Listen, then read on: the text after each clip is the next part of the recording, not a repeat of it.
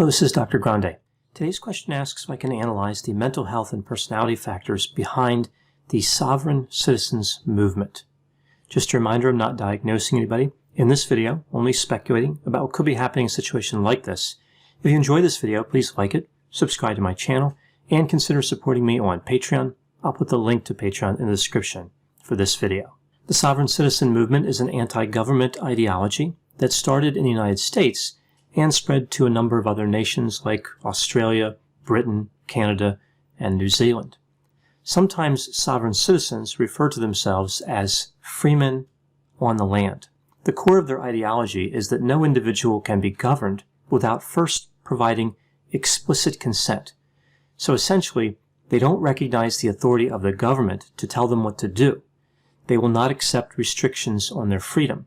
To them, every person is a nation unto themselves. This leads to a number of problem behaviors. Often, they don't pay taxes, they don't get their cars registered, they don't apply for a driver's license, they don't buy automobile insurance, they will not vote, obtain a marriage license, or use zip codes. So I guess they are underrepresented among mail carriers. They don't get along with the police. When the police do approach them, they won't identify themselves, and they often resist. They rarely help in criminal investigations, even if they are not the target of the investigation. It is not known exactly when the sovereign citizens originated.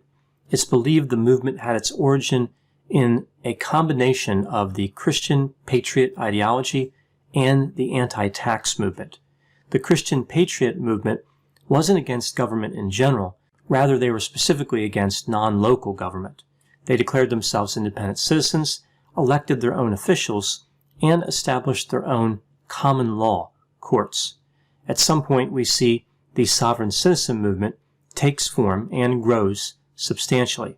It is estimated there are about 300,000 members in the United States alone, of which about 100,000 are fairly serious in their belief. Unfortunately, members of the group are becoming increasingly violent. Some sovereign citizens have been labeled by the FBI as domestic terrorists.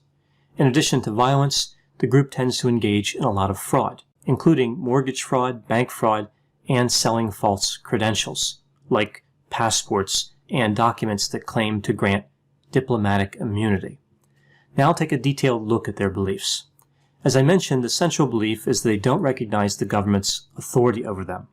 They believe they can renounce their status as conventional citizens and reclaim their sovereign rights. Some believe that they must put this renunciation in writing, whereas others believe they don't owe the government an official declaration.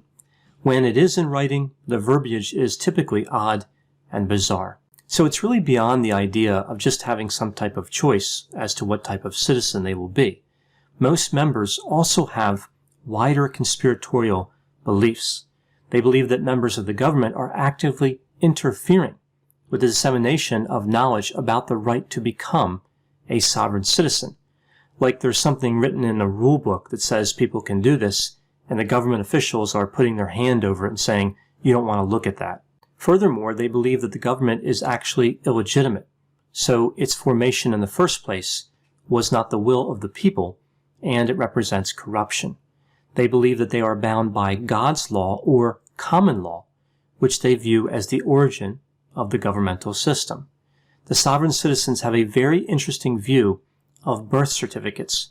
At first glance, one would think they would reject the idea of a birth certificate because it's a document that is sanctioned by the government, but that's not how they view them at all. They believe that at some point, perhaps around 1933, after the gold standard was abandoned, the government came up with a new standard, which was to back the US dollar using citizens as collateral.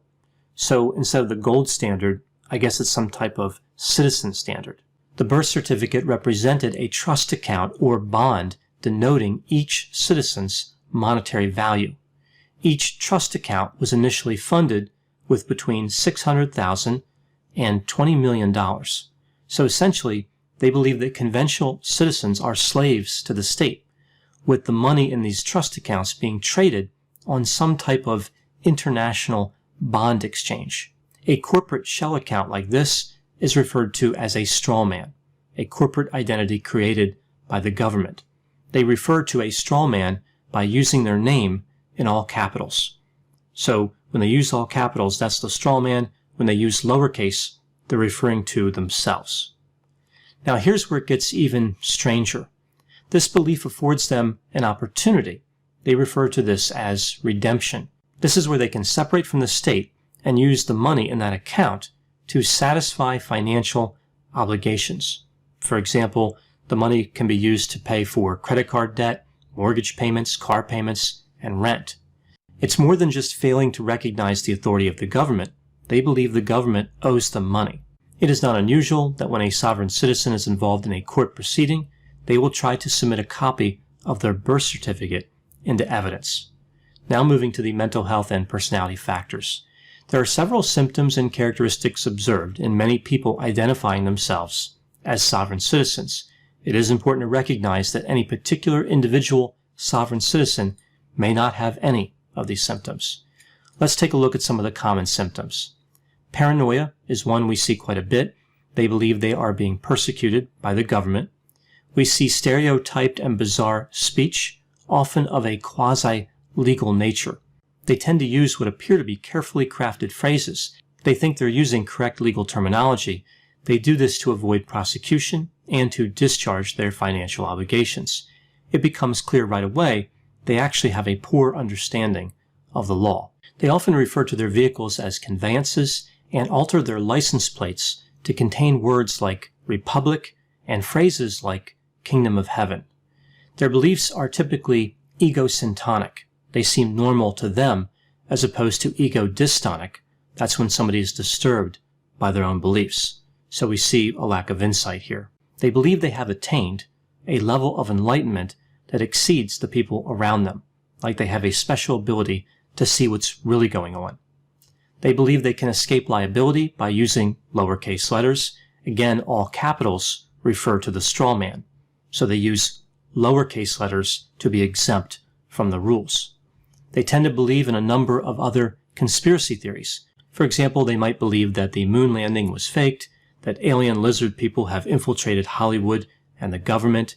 They might be anti-vaccination, and they may believe the earth is flat as opposed to spherical. Sovereign citizens tend to use certain words and phrases much more than people in the general population. Here are a few examples. Freeman, accepted for value, domicile, traveling in a private capacity. They like the questions, who is the victim and where is your oath of office? They use the word near with a zip code, or they use brackets around the zip code. We see the phrases common law, de facto government. They use the term employer ID number as opposed to social security number. They use the term special trust deposit. They refer to the government as a corporation. And they like the term chargeback notice. This one is popular when they are trying to get out of paying a bill. So this allows them to use that money in the trust account to pay for, again, financial obligations. Sovereign citizens are also known to engage in what's referred to as paper terrorism, mostly through filing nuisance lawsuits and liens against public officials. As far as mental health disorders, some are thought to have psychosis, including both hallucinations and delusions, although it is believed that the vast majority are not psychotic. So they probably don't have disorders like schizophrenia or a major mood disorder with psychosis. Even though their behavior often appears delusional, they may not qualify as having delusions because their beliefs are sanctioned by a large group. Interestingly, the sovereign citizens do tend to stay together. They communicate frequently about their odd beliefs. Their beliefs represent the transmission of misinformation combined with gullibility and paranoia more so than a true delusion. We also see that cluster A personality pathology and symptoms are overrepresented in this group. The cluster A personality disorders are paranoid, schizoid, and schizotypal. They are thought to be on a continuum with schizophrenia. It is not unusual to see grandiose and narcissistic behavior as well. We see a sense of entitlement, overconfidence, and arrogance.